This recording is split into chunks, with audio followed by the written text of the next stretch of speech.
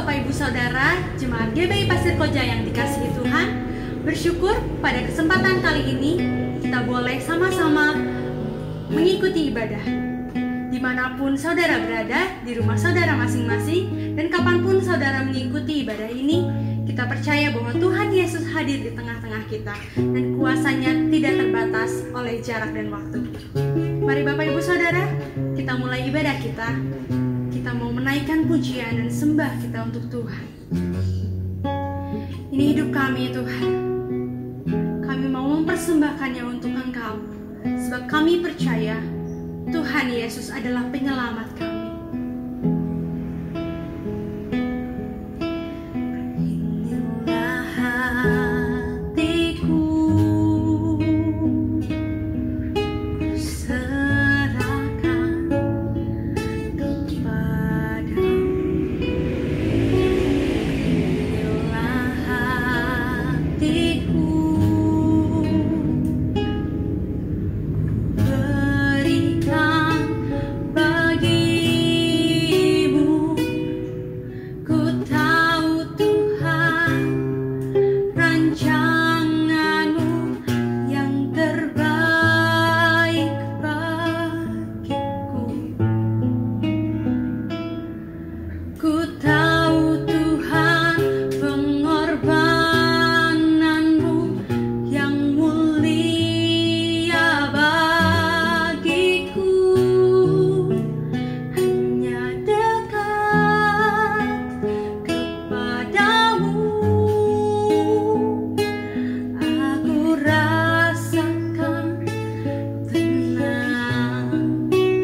Hanya dalam hadiratmu ku rasakan damai-Mu. Padamu ku berserah, Yesus sumber harapanku. Ku percaya padamu, penyelamatku.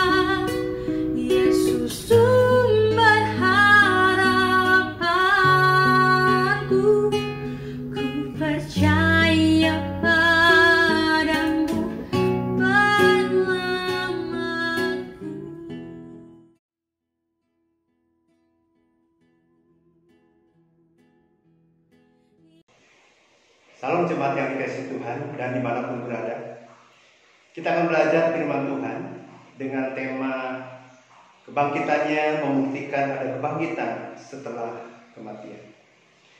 Kita akan baca sama-sama dari kitab 1 Korintus 15 ayat 20 sampai dengan 26. Demikian firman Tuhan, 1 Korintus 15 ayat 20. Tetapi yang benar ialah bahwa Kristus telah dibangkitkan dari antara orang mati sebagai yang sulung dari orang-orang yang telah meninggal. 21. Sebab sama seperti maut datang karena satu orang manusia, demikian juga kebangkitan orang mati datang karena satu orang manusia. Karena sama seperti orang mati dalam persekutuan dengan Adam, demikian pula semua orang akan dihidupkan kembali dalam persekutuan dengan Kristus. 23. Tetapi tiap-tiap orang menurut urutannya.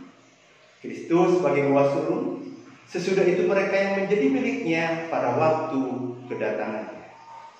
24. Kemudian tiba kesudahannya, yaitu bila mana ia menyerahkan kerajaan kepada Allah Bapa, sesudah ia membinasakan segala pemerintahan, kekuasaan, dan kekuatan. 25. Karena ia harus memegang pemerintahan sebagai raja sampai Allah meletakkan semua musuhnya di bawah kakinya. 26. Musuh yang terakhir yang dibinasakan ialah maut. Yang menarik adalah 1 Korintus 15 ayat 20 dan 26 dikatakan ayat 20. Tetapi yang benar adalah bahwa Kristus telah dibangkitkan dari antara orang mati sebagai yang sulung dari orang-orang yang telah meninggal. Saya percaya bahwa firman ini ia dan amin, bahwa Kristus telah dibangkitkan dari antara orang mati. Ayat 26 dikatakan musuh yang terakhir yang dibinasakan ialah. Ya, kita harus mengaminkan bahwa musuh yang telah dikalahkan, yang telah dibinasakan oleh Yesus ialah. Nah, Bapak Ibu yang dikasihi Tuhan, bagaimana supaya kebangkitan Kristus ada yang membuktikan? Bagaimana supaya tema ini kebangkitannya membuktikan ada kebangkitan setelah kematian? Harus ada tokoh yang ditugaskan oleh itu. Bukan zaman sekarang, tapi pada zaman ketika Yesus mati, ketika Yesus dikuburkan, ketika Yesus dibangkitkan. Siapa yang bisa mengatakan bahwa kebangkitannya membuktikan ada kebangkitan setelah kematian? Saya melihat yang pertama adalah kelompok penjaga-penjaga atau serdaru-serdaru. Saya ingin menangkap dari penjaga-penjaga atau serdaru pesan atau beritanya adalah yang pertama, kuasa Tuhan tidak bisa dibelenggu. Kuasa Tuhan tidak bisa dibelenggu. Bapak Ibu dikasih Tuhan, dikatakan dalam Matius 27 ayat 6 katakan, maka pergilah mereka. Siapa mereka? Mereka adalah ahli-ahli Taurat dan orang-orang Farisi. Dan mereka minta supaya Pilatus mengizinkan kubur Kristus dijaga. Ayat 26 dari Matius pasal 27. Ayat 62 dari pasal 27 dikatakan, keesokan harinya, yaitu sesudah hari persiapan, datanglah imam-imam kepala dan orang-orang Farisi bersama-sama menghadap Pilatus. Mereka meminta. Ayat ini jelas dikatakan mereka meminta Pilatus. Dan ayat 66 dari pasal 27 Matius dikatakan, maka pergilah mereka dengan bantuan penjaga-penjaga itu. Mereka memeterai kubur itu dan menjaganya. Dikatakan memeterai kubur itu, dikatakan menjaga kubur itu. Kenapa? Supaya Yesus tidak jadi bangkit. Tapi kita bersyukur dan sangat luar biasa. Manusia mungkin tidak bisa membela Yesus, tapi Yesus sanggup membela dirinya sendiri. Maka kalau kita melihat kemudian Matius 28 ayat 2 dikatakan, maka terjadilah gempa bumi yang hebat. Maka terjadilah gempa bumi yang hebat. Sebab seorang malaikat Tuhan turun dari langit dan datang ke batu itu dan menggulingkannya, lalu duduk di atasnya. Betapa luar biasanya Bapak Ibu dikasih Tuhan. Yesus sanggup membela dirinya sendiri. Yesus sanggup menggenapi seluruh janji-janjinya. 3 hari dia akan dikubur, tapi pada hari yang ketiga dia akan bangkit. 28 kita baca lagi Matius 28 ayat 11 dan 15. Ini bukti tertulis, dikatakan ayat 11 dari Matius pasal 28. Ketika mereka di tengah jalan, siapa mereka? Mereka adalah serdadu-serdadu. Mereka adalah penjaga. Ketika mereka di tengah jalan, datanglah beberapa orang dari penjaga itu ke kota dan memberitahukan segala yang terjadi itu kepada imam-imam kepala. Ayat 12. Dan sesudah berundi dengan tua-tua, mereka mengambil keputusan lalu memberikan sejumlah besar uang kepada serdadu-serdadu itu. Ayat 13, ini yang harus kita garis bawahi. Ayat 13 katakan, dan berkata, siapa yang berkata? Imam-imam kepala.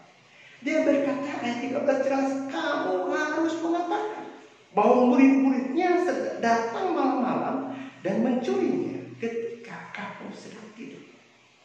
14, lihat sudah. Dan apabila hal ini kedengaran oleh wali negeri, kami akan berbicara dengan dia, sehingga kamu tidak beroleh kesulitan apa-apa. 15. Mereka menerima uang itu dan berbuat seperti yang dipesankan kepada mereka. Dan cerita ini tersiar di antara orang Yahudi sampai sekarang.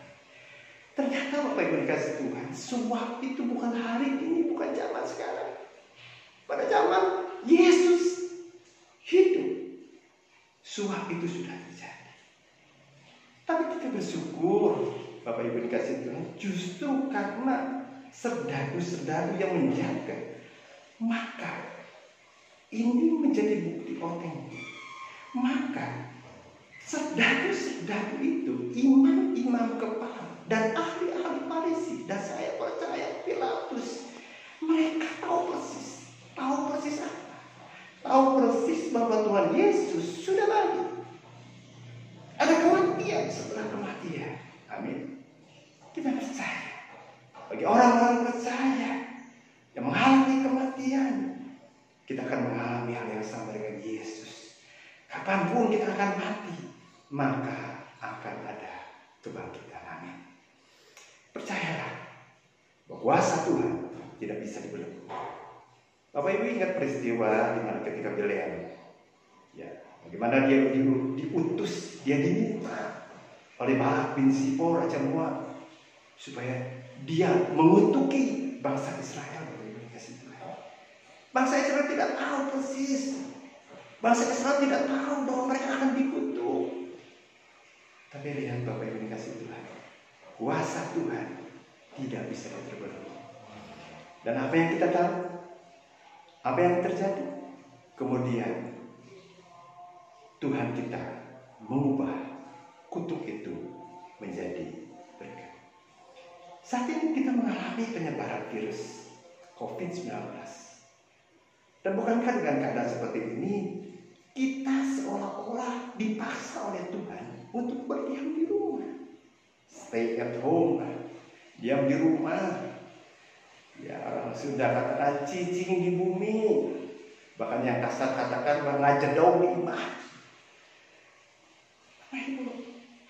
Kalau kita merenung ini, maka saya percaya bahwa Malaikat 4 ayat 6 katakan, maka ia akan membuat hati bapak-bapak berbalik kepada anak-anaknya, dan hati anak-anak kepada bapak-bapaknya.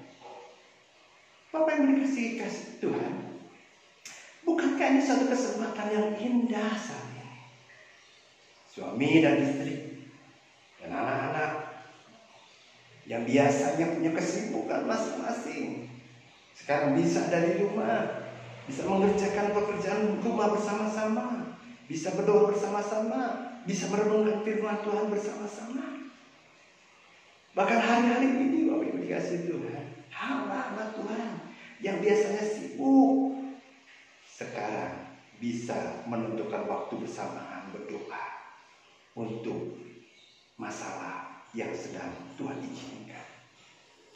Dan saya percaya ada karya Tuhan yang akan dikerjakan dalam apapun situasi, apapun kondisi. Dan saya percaya saatnya pada hari Paskah semuanya selesai, karena kuasa Tuhan tidak bisa dibelenggu. Amin. Juga sekarang hal yang menarik Bapak Ibu dikasih Tuhan, sekarang setiap hamba-hamba Tuhan dipaksa untuk apa? Untuk tidak kapok, alias harus menguasai multimedia digital, harus bisa YouTube, harus bisa streaming. Yang konon dulunya jangan kurang kudus, dan ternyata sekarang kita menyadari bahwa firman Tuhan sanggup disampaikan lewat media apapun. Percaya, kuasa Tuhan tidak bisa dibelenggu. Inilah perubahan besar-besaran yang tidak pernah dibayangkan, dan inilah karya Tuhan yang sangat luar biasa. 2 Tesalonika 3 ayat 3 katakan, tetapi Tuhan adalah setia. Tuhan adalah setia, Dia akan menguatkan hatimu dan memelihara kamu terhadap yang jahat. Puji Tuhan. Lalu, siapakah yang bisa mengatakan kebangkitan, membuktikan ada kebangkitan setelah kematian? Kelompok yang kedua adalah kelompok ibu-ibu. Apa pesan beritanya dari kelompok ibu-ibu? Yang kedua, kalau tadi kita percaya bahwa kuasa Tuhan tidak bisa dibelenggu. Yang kedua, kebaikan dan kemurahan Tuhan selalu tersedia. Kebaikan dan kemurahan Tuhan selalu tersedia. Bapak Ibu, Markus 16 ayat 3 dan 4. Kalau kita baca, mari kita baca sama-sama. Markus 16 ayat 3 dan 4 dikatakan begini, ayat 3. Mereka berkata seorang kepada yang lain, siapa yang akan menggulingkan batu itu bagi kita dari pintu kubur? Ini adalah pertanyaan yang spontan dari salah satu orang ibu yang mengkhawatirkan untuk bagaimana caranya menggulingkan batu yang karena memang besar dan tidak mungkin dilakukan oleh mereka bertiga. Ibu-ibu yang lemah, ibu-ibu tidak bisa melakukan apapun. Dan kalau pertanyaan ini kemudian diikuti, betapa luar biasanya. Ini satu pemikiran, satu kebergantungan dari ibu-ibu. Dikatakan, siapa yang akan menggulingkan batu itu bagi kita dari pintu kubur? Bukankah ini seringkali menjadi gambaran keadaan kita ketika kita menghadapi persoalan-persoalan yang ada? Kuasa COVID atau kuasa Yesus? Puji Tuhan, kita patut belajar dari ibu-ibu ini. Walaupun tahu ada tantangan yang sulit, tapi mereka tetap pergi menuju kuburan. Mereka tetap dengan tujuannya. Mereka percaya bahwa tujuan mereka pasti berhasil. Mereka percaya ada penyertaan dan pertolongan dari Tuhan. Maria Magdalena, Maria ibu Yakobus serta Salome tidak pernah berdoa minta kirim mereka, minta ke bumi. Tidak. Mereka hanya punya satu tujuan, untuk membawa apa? Membawa rempah-rempah dan akan meminyaki Yesus. Menjadi pertanyaan, kenapa tidak ada dari 11 murid Yesus yang mau berziarah ke makam Yesus? Ya, karena makam Yesus dijaga sedang. Karena mereka tidak boleh. Bapak Ibu dikasih Tuhan, apakah sikap ini salah? Saya pikir sikap ini benar, Bapak Ibu dikasih Tuhan. Hari ini memang sebaiknya sebagai gereja-gereja Tuhan, sebagai umat Tuhan, sebagai jemaat Tuhan, kita juga harus hormati apa yang diperintahkan oleh pemerintah. Apa yang dihimbaukan oleh pemerintah? Untuk kita apa? Untuk kita social distancing, untuk kita tetap di rumah. Benar bagi yang dikasih Tuhan. Benar bagi yang dikasih Tuhan. Ya kita harus melakukan itu bagi yang dikasih Tuhan. Ya. Tapi saya percaya bahwa pasti pertolongan Tuhan tepat pada waktunya. Bisa saja ada orang berkata, oh mereka ketakutan Pak Tony. Jelas mereka ketakutan. Mereka khawatir Pak Tony kalau mereka ditangkap sendadu-sendadu atau penjaga-penjaga. Jelas mereka. Tapi sekali lagi Bapak Ibu dikasih Tuhan, mari kita berpikir, kalau kita ada seperti murid-murid, bukankah kita juga akan mengalami? Tapi sekali lagi kita akan melihat bagaimana ibu-ibu yang luar biasa, mereka tetap berjalan, mereka tetap datang ke makam Yesus. Karena mereka hanya satu tujuannya. Mereka ingin memberikan rempah-rempah dan minyak buat Yesus. Saya mengutip ada satu quotes-nya, dikatakan, penjara yang sesungguhnya adalah rasa takut. Dan hanya ada satu kebebasan sejati, yaitu bebas dari rasa takut. Dan ayat 4 dari Markus 16 katakan, lihat Bapak Ibu, Markus 16 ayat 4 katakan, tetapi ketika mereka melihat dari dekat, tampaklah batu yang memang sangat besar itu sudah tergulung. Yang terjadi adalah mereka melihat batu yang memang sangat besar itu sudah tergulung. Dan Yesus sudah tidak ada. Yesus sudah lagi. Kenapa batu yang memang sangat besar sudah tergulung? Tadi dikatakan Matius 8 ayat 2, terjadilah gempa bumi yang hebat sebab seorang malaikat Tuhan turun dari langit dan datang ke batu itu dan menggulingkannya, lalu duduk di atasnya. Saya percaya Bapa di surga tahu kelemahan dari ibu-ibu ini. Saya percaya bahwa Bapa di surga tahu kebutuhan ibu-ibu ini. Dan saya percaya bahwa Bapa di surga tahu persis apa yang menjadi kelemahan kita, apa yang menjadi kebutuhan kita. Dan saya percaya tepat pada waktunya Dia memberikan pertolongan. Jadi Bapak Ibu ini kasih Tuhan, apa yang kita pelajari pada saat ini dengan tema kebangkitan yang membuktikan ada kebangkitan setelah kematian. Yang pertama, kuasa Tuhan tidak bisa dibelenggu. Yang kedua, kebaikan dan kemurahan Tuhan selalu tersedia. Percayalah, sampai saat ini dua janji di atas masih ada bagi kita semuanya. Amin. Tuhan memberkati kita semua dimanapun kita semua berada. Amin.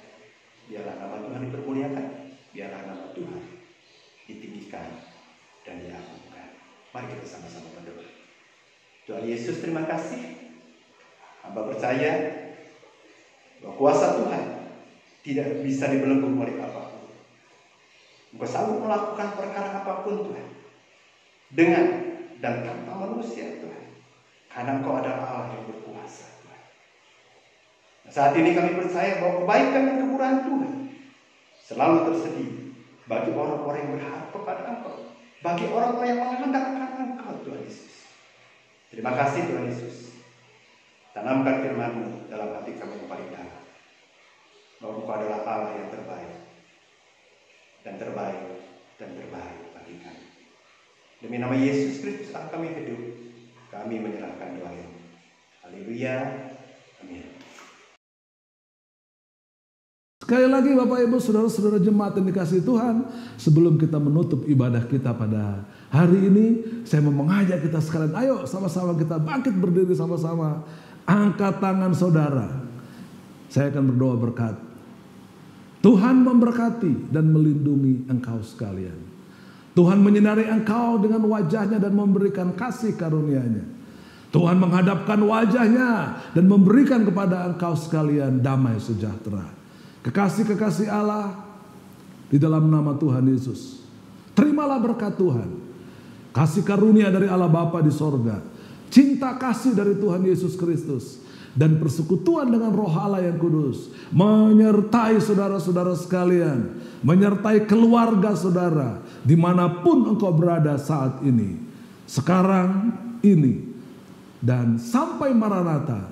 Tuhan memberkati saudara sekalian. Haleluya, amin.